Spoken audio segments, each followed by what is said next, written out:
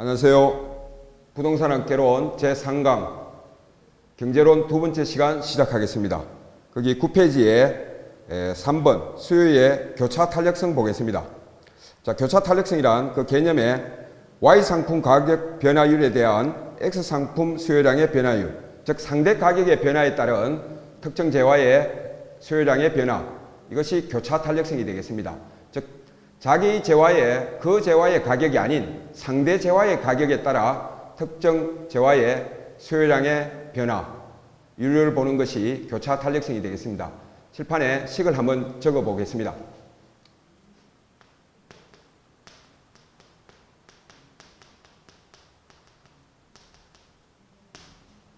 보시면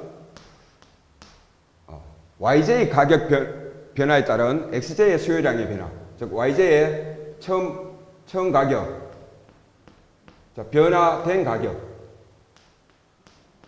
따른 어떤 특정 재화의 원래 수요, XJ의 원래 수요에 변화된 수요. 자, 식을 보시면 보시다시피 다른 재화의 가격이 그 재화의 수요량에 미치는 것, 그것을 교차 탄력성이라고 합니다. 자, 교차 탄력성에 따라 재화를 크게 대체재와 보완재로 나누고 있습니다. 자, 어떨 경우에 대체재인가? 자, 보시겠습니다. 만약에 YJ의 가격이 상승했는데 그러면 XJ의 수요량이 어떻게 되느냐? 만약에 같은 방향으로 움직이면 특정 재화의 가격이 오름으로써 그 재화의 소비를 줄이고 다른 재화의 소비를 늘리게 됩니다. 그래서 그럴 경우에는 대체 관계에 있다, 이렇게 봅니다. 만약에 여기 지금 책에서는 커피와 녹차라고 하는데, 물론 뭐 소비자 입장에서 커피 마시는 사람은 커피 값이 오른다 하더라도 뭐 커피를 줄이는 한이 있더라도 녹차는 안 마실 수 있지만, 우선 편의상 커피 값이 오르면 커피 대신에 녹차를 마신다, 막 이렇게 보겠습니다.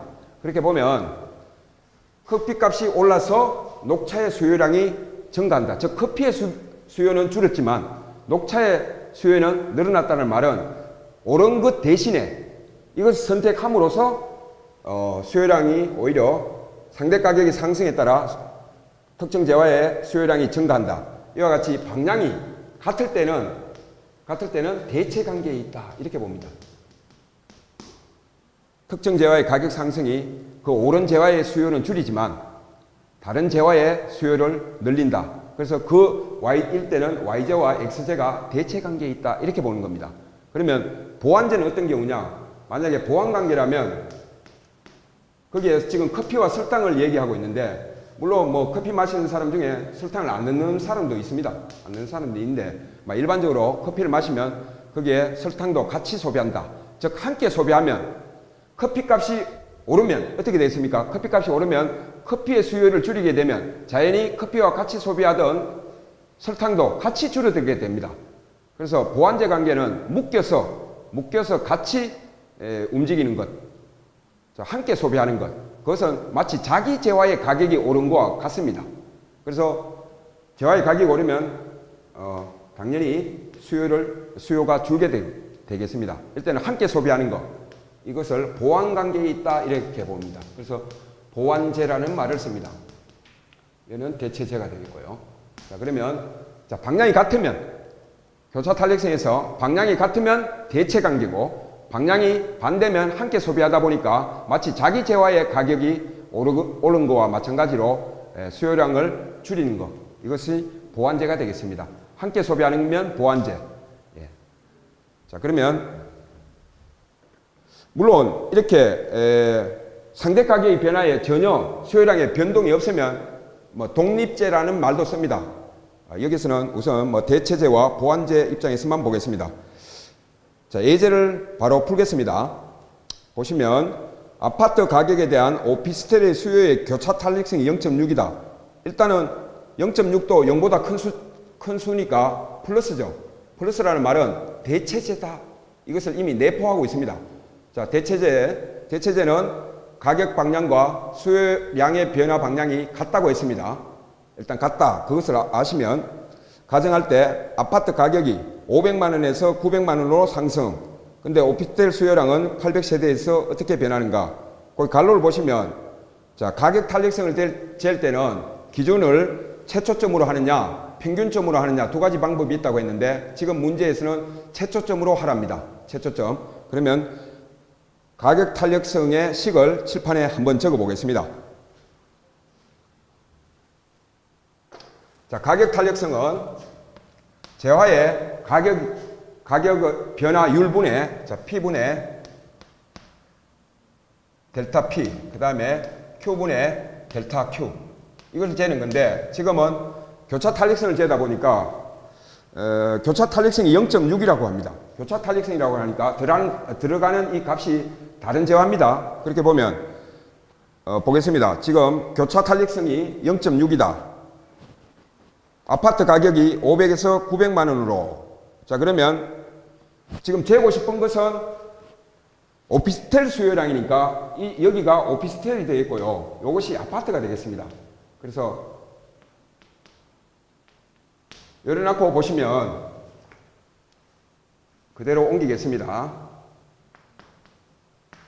자, 최초점으로 시작하라 했으니까 지금 아파트의 최초 가격이 500이죠. 그래서 요거에 해당되는 값이 지금 분모에 해당되는 값이 500으로 적고 최초점으로 시작하라고 갈로에 되어 있으므로 500이고 그 다음에 변화값이 500에서 900이면 그 차이값은 400이 되겠습니다. 400이 되겠습니다. 그래서 400을 우선 적고 그 다음에 분자는 오피스텔의 원래 수요가 800이죠. 800인데 자, 변화된 수요를 묻고 있습니다. 오피스텔에. 자, 이것을 쟀는데 문제에서 0.6이라고 합니다. 자, 0.6. 그러면 델타 Q의 값을 이 식에 따라 풀게 되면 지금 보시면 자, 500분의 400은 5분의 4가 되겠죠. 5분의 4. 일단 수치의 값을 조금 줄여 보겠습니다. 800분의 델타 Q. 자, 이것은 약분하면 5분의 4인데 5분의 4로 나누고 있으니까 곱하기 4분의 5와 같겠죠. 자, 4분의 5 하겠습니다. 자, 이렇게 보시면 분자는 분자끼리, 분모는 분모끼리 곱하면 3200분의 델타 Q 오피스텔의 5배. 이렇게 하면 문제를 풀 수가 있겠습니다. 자, 이것을 푸는데 이 값이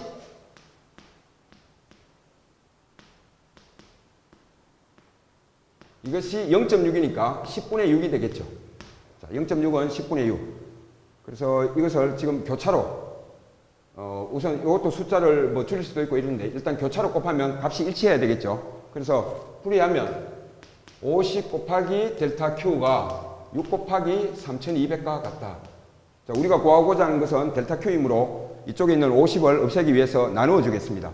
그래서 50을 없애고 이쪽에서 50을 분모로 가져오면 자, 약분하면 이렇게 되겠죠. 그 다음에 320을 5로 나누어주면 5, 6, 30, 그 다음에 20, 5, 4 이렇게 하면 64가 되겠습니다.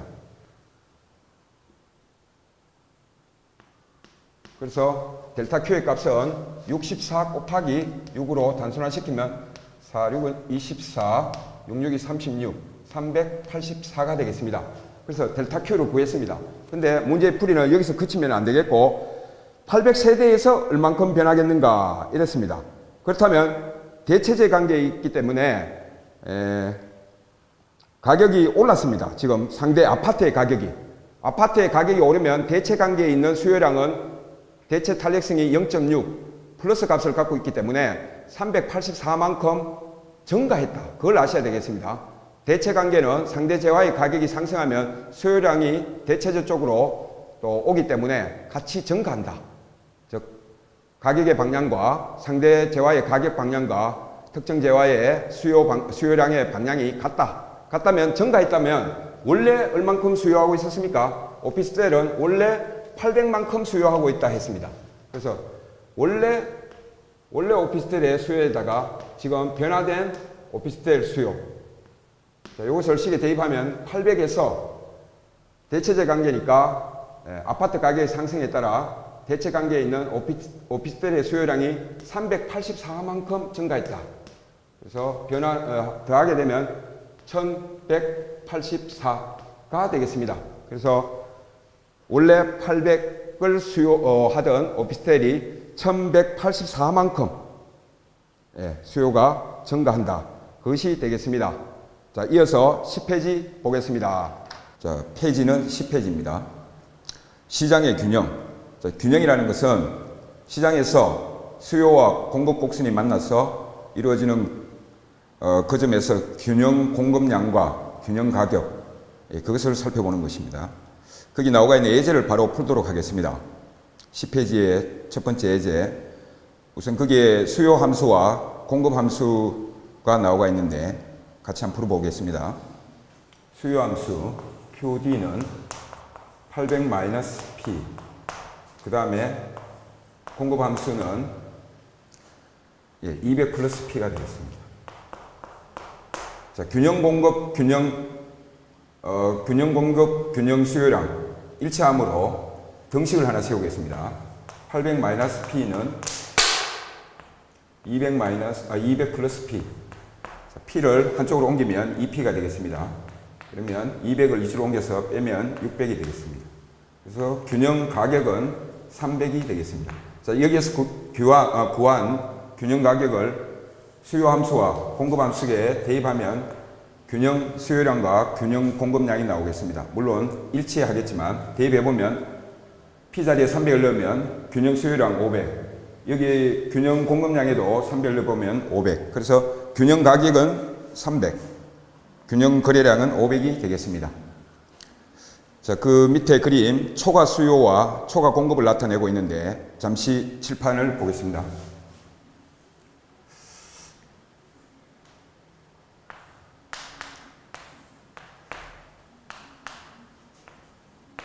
자, 수요 곡선이 우하향하게 그리고 공급 곡선을 우상향하게 그리면 만약에 가격이 이 수준에서 결정이 되면 거기에 해당되는 수요량은 이 정도고 또 거기에 해당되는 공급량은 여기가 되겠습니다. 그러면 이만큼 수요는 이만큼인데 공급은 여기서 이만큼이므로 그 남는 부분 이것을 초과 공급이라고 하겠습니다. 만약에 가격이 이 정도에서 설정이 되면 공급량은 요만큼인데 수요량은 이만큼. 그래서 요 차이 나는 부분이 초과 수요가 되겠습니다.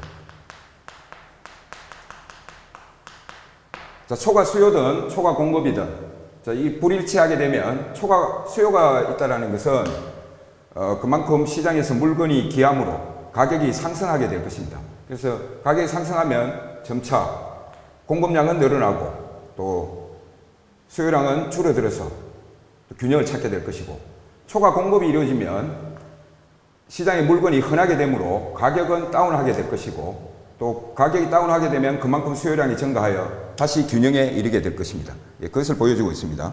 거기에도 바로 나오가 있는 예제를 바로 풀도록 하겠습니다. 거기에도 수요 함수와 공급 함수가 주어져 있습니다. 우선 수요 함수 QD는 1400-2P. 그 다음에 공급 함수 QS는 200 플러스 4P. 자, 여기에서 정부가 아파트 임대료를 제곱미터당 150만원으로 규제를 했다고 하면 시장은 어떻게 될 것인가? 일단은 가격이 150만원이다. 그럼 150을 대입을 해보겠습니다. 자, 가격을 정부가 규제하여 150이다. 자, 여기 150을 대입을 하면 1400 마이너스 150의 2배니까 300 하면 1100이 되겠습니다. 자, 수요량은 1100이고 다시 공급함수에 150을 대입하면 200 더하기 150의 4배니까 600이 되겠습니다. 자, 그러면 합계는 800. 지금 수요는 1100만큼, 공급은 800만큼. 그러면 차이가 나는 게 수요가 300만큼 더 많겠죠. 그래서 초과 수요 300.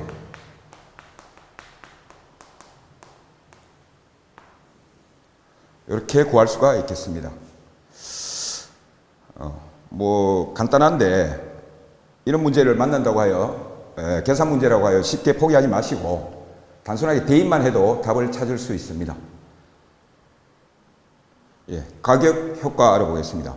자, 가격 효과는 대체 관계에 있는 XJ, YJ를 한 소비자가 자기 소득으로 모두 소비한다고 할 때 특정 재화의 가격이 올랐을 때 대체 관계에 있는 다른 재화의 수요 증가와 또 실제 특정 재화의 가격이 오름으로 해서 소득 자체의 변화가 있다고 볼 수 있으므로 그 소득 효과 두 가지 효과를 합쳐서 가격 효과를 하는데 칠판의 그림을 통해서 알아보겠습니다.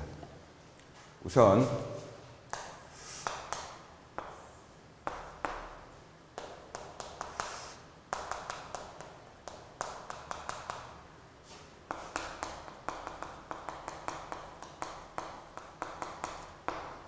처음에 이 소비자가 YJ만 소비한다고 할 때 이 정도 수준의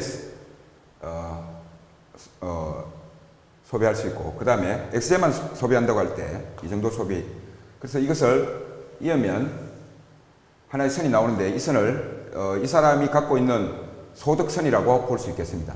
이제 이 소득선 위에 XJ와 YJ의 조합, 하나의 무차별 곡선을 그려보겠습니다. 이 무차별 곡선 속에서는 이 사람은 이 조합에 이 점이든 차별을 느끼지 않습니다. 그래서 이제 무차별 곡선이라고 하는데 문제는 이 점이나 이 점을 택하게 되면 자기 소득으로서는 구입할 수 없으므로 무차별 곡선과 소득선이 마주치는 이 점에서 YJ와 XJ를 소비할 수 있겠습니다. 문제는 만약에 이럴 때 시장에서 XJ의 가격이 상승하게 되면 그 대체 관계에 있는 XJ 가격 상승의 효과로 그 대체 관계에 있는 YJ 소비량을 늘리고 XJ 소비량을 줄이게 될 것입니다. 그래서 만약에 이 점으로 갔다면 여기를 A라고 하고 이 점을 B라고 하면 이 B로 옮긴 것을 우리는 대체 효과라고 하겠습니다. 자, 이 대체 효과에 평행하도록 소득선을 긋게 되면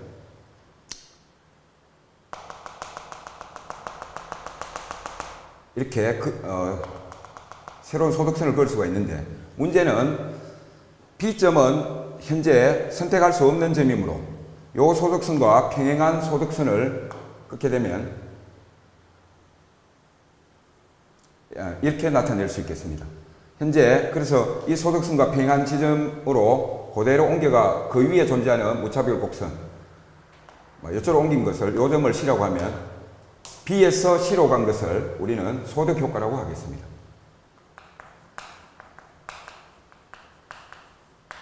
그래서 특정 재화의 가격 상승이 이 재화의 선택에 미치는 영향, 이것을 가격 효과라고 하는데, 그래서 가격 효과는 그 재화 가격이 오름으로 해서 그 재화의 소비량을 줄이고 대체 관계에 있는 다른 재화의 소비량을 늘리는 대체 효과와 또 하나는 특정 재화의 가격이 오름으로 해서 실제로는 그 소비자의 소득이 줄어든 효과, 그것을 반영한 소득 효과. 이 두 효과의 합이 가격 효과가 되겠습니다. 자, 다음 편 11쪽에 부동산 경기 변동 들어가겠습니다. 자, 부동산 경기 변동을 들어가기 전에 그 옆에 작게 표시되어 있는 일반 경기 변동을 잠시 보겠습니다. 일반 경기 변동은 그게 지금 제시된 대로 한 4가지 정도로 볼 수가 있겠는데 이것을 암기하는 방법으로는 아주 좋습니다. 이제 글자 수대로 외우면 되는데 키친 파동은 자, 키친은 2글자죠. 그래서 가장 짧은 경기 변동을 나타내는 것입니다. 주로 한 3, 4년 주기로 변하는 것을 키친 파동이라 하는데 다른 말로 짧은 주기로 변한다 하여 소순환이라고도 합니다. 주로 이자율 변동이라든지 기업의 재고 변동이 원인으로 주기적으로 변하는 것, 그래서 키친 파동이라고 하고, 그 다음에 일반 경기 변동의 주순환이라고 할 수 있는 주글라 파동을 보면 주로 주기가 한 8년에서 10년 정도 되고 기업의 설비 투자 변동, 기업의 설비를 교체할 때에 따라 파동이 일어나는 것을 우리는 쭈글라 파동이라고 합니다. 그 다음에 네 글자 쿠즈네츠 파동을 보면 주기가 한 20년 되고 건축과 관련되는 파동이고, 또 이것이 우리가 지금 하고 있는 부동산 경기 변동과 아주 밀접한 관련을 갖고 있습니다. 그래서 지금 보시면 일반 경기 변동의 주순환은 주글라는 한 8에서 10년이고 쿠즈네츠 파동은 한 20년. 이 쿠즈네츠 파동이 부동산 경기 변동에 해당된다고 보면 부동산 경기 변동이 일반 경기 변동의 약 주기가 2배쯤 된다고 볼 수 있겠습니다. 그리고 가장 긴 콘드라티에프 파동은 주기가 50년, 또 한 60년, 50년, 60년 정도인데, 이거는 기술 혁신이라든지 또는 사회적 큰 변혁이 원인이 되어 발생한다고 봅니다. 그러면 부동산 경기 변동 자체를 한번 보겠습니다. 경기 변동이라는 말이 뭐냐? 시장의 경제 활동 수준이 변동하는 것을 의미하고, 일반적으로 부동산 경기 변동은 건축 경기를 말하고, 그 건축 경기 중에서도 주로 주거용 부동산의 경기 변동을 뜻합니다. 자, 그 다음에 경기 변동의 유형으로는 크게 한 4가지로 나누고 있는데, 순환적 변동, 계절적 변동, 장기적 변동, 무작위적 변동. 자, 순환적 변동을 보면 부동산 경기가 주기적으로 상승하고 하강하는 것, 일반적으로 변동이라 하면 이것을 뜻하죠. 그 다음에 계절적 변동은 사계절에 따라 수요와 공급 이 부분이 크게 변동을 하는 것을 계절적 변동이라 하는데, 예를 든다면은 대학교 주변에 원룸이 겨울에는 방이 많이 빠지는 공실이 발생한다든지, 또는 여름에 계절적인 어떤 수요에 따라 에어컨이라든지 기타 음료수들이 많이 판매가 된다든지, 이에 따라 변동이 일어나는 것을 계절적 변동이라 하겠습니다. 장기적 변동은 위에 일반 경기 변동의 콘드라테이퍼처럼 한 50년 정도의 주기로 측정되는 경기 변동을 뜻하고, 무작위적 변동이라는 것은 알 수가 없죠. 예측할 수 없는 어떤 변동이 사회에 자연재해가 발생한다든지 기타 또 인위적인 어떤 전쟁이라든지 이런 문제에 의해서 발생할 수 있는 거, 그거는 미리 예측할 수는 없다고 봅니다. 그 다음에 우리가 경기 변동을 측정을 할 때 주로 보는 지표, 선행지표. 선행지표는 이제 미리 한다 하여 예고지표라고 하고, 그 다음에 동행지표, 현재의 어떤 경기 변동을 반영하는 지표. 그 다음 후행지표는 과거에 지나간 어떤 경기 변동을 보여주는 지표. 자, 그러면 공급 측면에서는 경기 변동을 측정하는 지표로 건축량이 대표적이고, 건축량 속에서도 건축 허가량, 건축 허가는 아직 짓지 않은 건물이기 때문에 선행지표에 속한다가 할 수 있겠고요. 그 다음에 건축 착공량은 현재 건물을 짓고 있으니까 동행지표로 볼 수 있겠고, 건축 완공량은 이미 완공된 건물이므로 후행지표라고 볼 수 있겠습니다.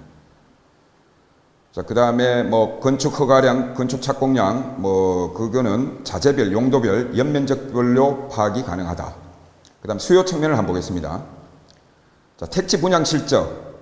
결국은 택지로 분양됐다는 것은 미래에 주택이 들어선다고 보기 때문에 선행지표의 하나로 볼 수 있겠고, 주택 거래량은 현재 지어져 있는 집의 수요 공급을 볼 수 있으니까 동행지표라고 볼 수 있겠고, 주택 거래량은 등기 신청 건수나 또는 부동산 취득세 납부 실적으로 측정이 가능하다.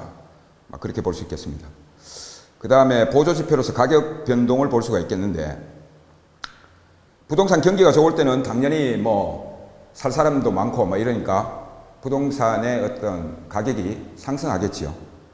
그런데 문제는 부동산 가격이 상승한다고 경기가 좋아졌다, 이렇게는 볼 수 없다 하는 거. 이건 불성립합니다. 그 이유는 그 두 번째에 나와 있듯이 불황이더라도 건축 원자재 가격 상승이나 인플레로 부동산 가격은 상승할 수 있으므로, 경기가 좋을 때 부동산 가격이 상승한다는 되는 말이나 부동산 가격이 상승했다고 하여 반드시 경기가 좋다 이렇게 볼 수 없고, 원자재 가격 상승, 생산비 상승으로 인해서 경기와 관계없이 불황인데도 불구하고 부동산의 가격은 상승할 수 있습니다. 그 점을 좀 주의해 주시고, 기타 지표로는 분양이 덜 된 미분양 재고량, 공실률, 공가율, 임료 수준, 주택 금융 상태, 뭐 이거는 그 저당 대출액 등을 뜻하는 거겠죠. 뭐 그런 것으로서도 경기 변동을 하나의 파악할 수 있는 측정 지표가 될 수 있겠습니다. 그 밑에 이제 참고로 인플레이션이 뭐고, 디플레이션이 뭐고, 스태그플레이션이 뭐냐 이렇게 되는데 지난번 시험에 스태그플레이션을 답으로 하는 문제가 나왔습니다. 인플레이션 뭐 우리가 지금 투자론에 가면 계속 뭐 인플레이션 관련 용어가 계속 등장하는데 인플레이션은 물가가 상승하고 화폐 가치가 하락하는 상태. 즉 뭐 이거 보면 우리 경제의 일반적인 수요 공급이 아니고 국가 전체의 총수요, 총공급 측면에서 볼 때 총수요가 상승하여 공급보다 초과 수요가 공급량보다 초과 수요가 발생함으로써 물가가 상승하는 상태. 그것을 주로 우리가 인플레이션이라고 합니다. 물론 당연히 인플레이션이 발생하게 되면 물가는 상승하게 되고 그에 따라 화폐 가치는 하락하게 되겠습니다. 그 반대가 디플레이션입니다. 총수요가 감소하여 시장의 초과 공급 상태. 초과 공급이 되면 물가는 당연히 하락하게 될 것이고 그에 따라 화폐 가치는 반대로 상승하게 되는 현상을 디플레이션이라고 합니다. 또 다른 것으로서 스태그플레이션이 있는데 스태그플레이션은 두 단어가 합쳐진 용어이겠습니다. 불황을 뜻하는 스태그네이션과 물가 상승을 뜻하는 인플레이션.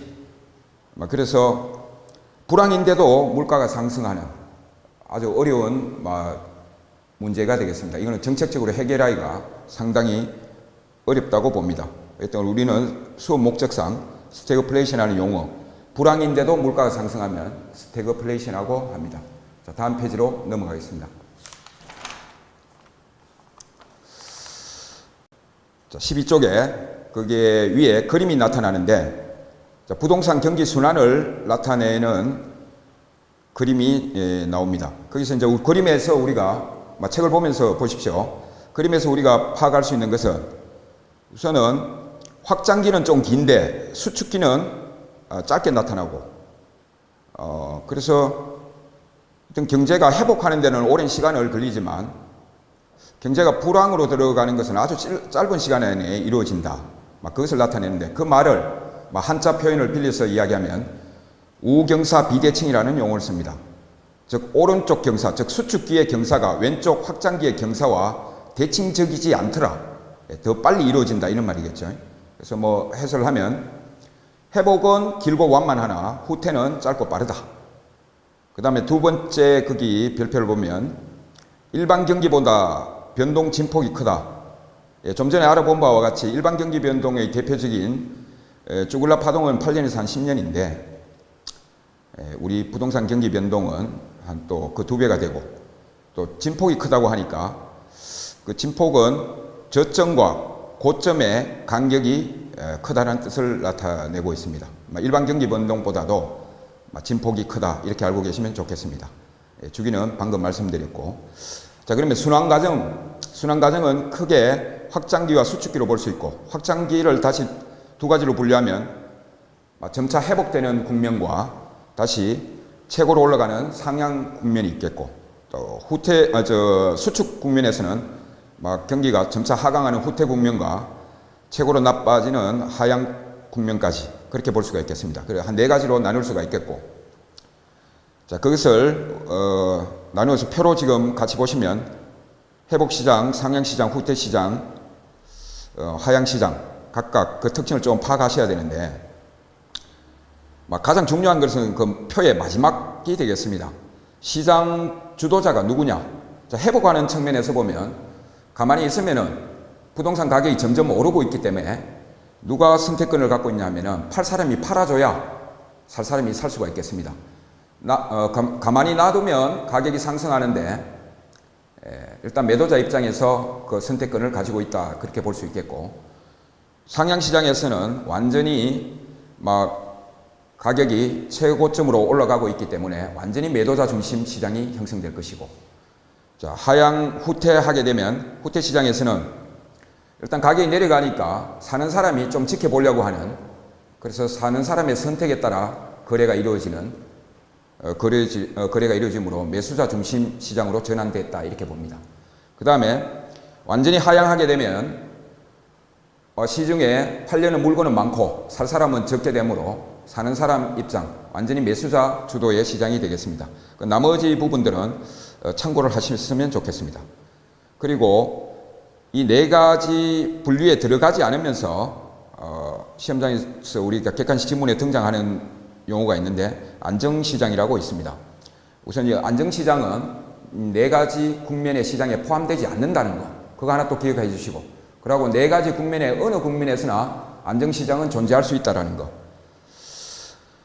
그걸 좀 파악해 주시고, 그 다음 뭐 세 번째, 안정시장에서 과거의 거래 사례 가격은 새로운 거래의 기준이 될 수 있다.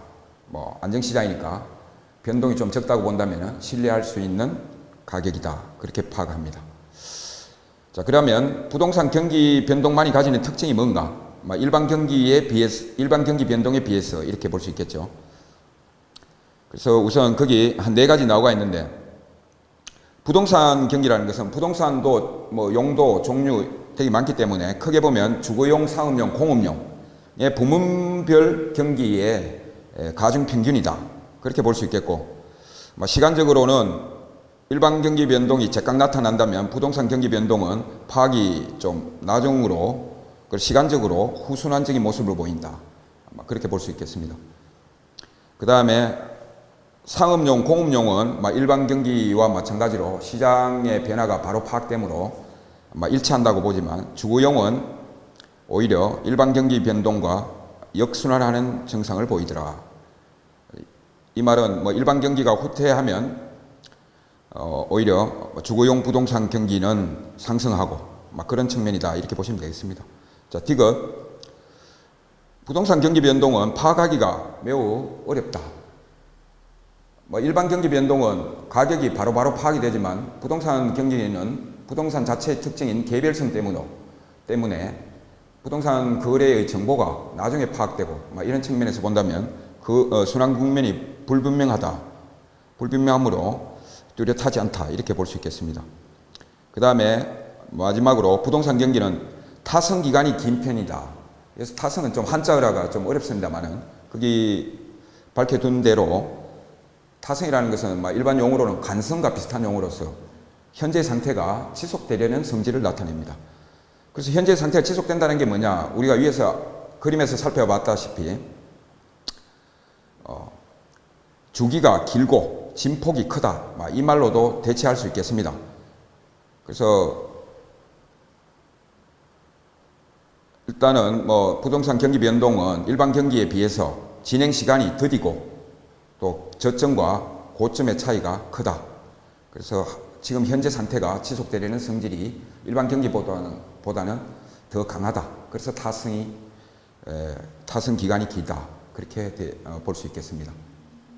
그 다음 오른쪽에 경제론 마지막 부분입니다. 에치켈의 거미집 이론 보겠습니다. 거미집 이론은 과거에 우리가 농산물 파동 이런 것을 설명해주는 좋은 이론이기는 하지만 현재에는 좀 맞지 않습니다. 그래서 시험에 출제 가능성은 크게 보지 않습니다. 왜냐하면 에치켈 모형의 기본 가정은 폐쇄 경제, 즉 수출입이 없는 상태를 두고 이야기하지만 현재 경제에서 수출입하지 않는 나라가 거의 없습니다. 그래서 요새같이 수출입이 쉽게 이루어지고 또 원래 우리나라 AI 사태로 그 계란 수급 문제에서 우리나라가 계란값이 상승하니까 일시적으로는 에치켈의 거미집 모형이 나타났습니다만은 제각 또 수입해서 실제 시장에서 큰 문제가 발생하기 전에 대처할 수 있으므로 과거의 이론이지만 공부 차원에서 한번 보겠습니다. 우선 수요에 대한 공급의 시차로 인해서 초과 공급이나 초과 수요가 반복되더라. 수요와 공급의 시차, 시차. 그 다음에 그 시차를 반영한 동태 이론이고, 마치 그림을 그리다 보니까 거미가 집 짓는 모양과 같더라. 그래서 거미집 모양을 닮았다 하여 거미집 이론이라는 이름을 붙였고, 주로 공급하는데 시간이 오래 걸리는 농산물이나 건설업, 또 건설업 중에서도 주거용 건물보다는 상업용, 공업용에 적용 가능하다. 여기서 뭐 주거용보다 이제 상업용 공업이라는 말은 건설하는데 시간이 주거용보다는 상업용 공업용이 건물의 덩치가 더 커서 좀 더 길다 이렇게 보시면 되겠습니다. 공급하는데 시간이 걸리는 쪽에 주로 이 이론이 적용이 가능하다. 그 기본 가정을 다시 한번 보겠습니다. 수요량은 지금 현재 시장 가격에 즉각 반응하지만, 즉 수요는 금기 현재의 해당 재화 가격의 함수이나 공급은 미래 가격과 양에 대한 정보 부족으로 전기에 이루어진 그 가격 정보에 따라 현재 공급량이 이루어지고 있다 이렇게 볼 수 있겠습니다. 이거는 공급에 시간이 걸리므로 현재 공급되고 있는 물량은 현재 가격에 반응한 것이 아니라 과거 전에 그 가격을 보고 현재쯤 공급이 이루어지고 있다 이렇게 볼 수 있겠습니다. 그 다음에 3번은 물론 2번에서 설명한 바와 같이 공급하는데 오랜 시간이 걸리는 장기성 때문에 발생하더라. 그 다음에 수입과 수출을 넘는 폐쇄 경제를 가정하더라. 또 생산량은 저장이 불가하고 당에 모두 매각한다. 자, 이 가정을 설정하게 되면 밑에 이제 세 가지 유형을 설정할 수 있겠습니다. 거기 보면 제가 그림에 지금 수렴령 해가 옆에 수탄수라고 있는데 이것은 수요가 탄력적이면 수렴한다. 수요가 탄력적이다. 수요가 탄력적이라는 말은 수요가 가격에 제깍제깍 반영한다. 즉 시장에서 초과 물량, 초과 공급이 이루어지면 당연히 가격이 하락을 하게 될 것인데, 가격이 하락을 하게 되면 수요자 입장에서는 한 개 살려고 마음먹었다도 두 개, 세 개를 사게 돼 갖고 시장에 초과 공급량을 다 소진시켜준다. 소진시켜주면 점차적으로 초과 공급 문제가 해소되고 그에 따라 계속 그 과정을 되풀이하게 된다면 어느 순간에는 균형 가격과 균형 수급량에 도달하게 된다. 그래서 수렴하게 된다. 즉 수요가 탄력적이라는 말은 가격에 따라 가격이 지금 현재의 시장에서 초과 공급량을 소진시켜준다. 그렇게 보시면 되겠습니다. 그래서 수요가 탄력적이면 수렴한다. 그 옆에는 공급이 탄력적이면 수렴하지 않고 발산한다. 자, 공급이 탄력적이라는 말은 방금 말을 반대로 하면 되겠습니다. 자, 공급이 탄력적이라는 말은 시장에서 초과 수요가 발생하게 되면 공급자는 그에 따라 지금 현재 초과 수요 상태를 보고 공급량을 늘리게 될 텐데, 공급량을 늘린 시점에는 이미 초과 수요 자체가 없기 때문에 그 늘어난 만큼이 다시 시장에 넘치게 될 것이고, 그래서 공급은 자꾸 전기의 가격에 반응하다 보니까 현재의 어떤 문제를 해결할 수가 없습니다. 그래서 시차가 발생하는데 그 시차에 현재에 반응한 것이 아니고 과거 전기의 가격에 반응한 것이기 때문에 현재에 남는 물량은 더욱더 남게 된다. 그래서 공급이 탄력적이면 오히려 수렴하지 못하고 계속 초과 공급 상태가 계속 지속된다. 그렇게 볼 수 있겠습니다. 그 다음에 순환형은 공급과 수요의 탄력성이 일치하게 되면 수렴은 하지 않지만 돌고 돌아가 계속 순환하게 된다. 그래서 우리가 수업 목적으로는 한 세 가지 그림, 수요가 탄력적이면 언젠가는 수렴하게 된다. 그러나 공급이 탄력적이면 그 공급은 금기의 가격을 반영한 공급이 아니다 보니까 수렴할 수 없고 계속 발산하게 된다. 그 다음에 수요와 공급의 탄력성이 일치하게 된다면 순환을 계속하고 수렴은 하지 않지만 계속 순환을 계속하게 되는데 그것을 진동한다라고도 하기도 합니다. 한 세 가지 정도로 살펴볼 수 있는데 크게 시험과는 관련 없지 싶은데 그래도 이 세 가지 정도는 보고 가셨으면 좋겠습니다. 예, 이상으로 제3강 경제론을 마치겠습니다. 수고하셨습니다.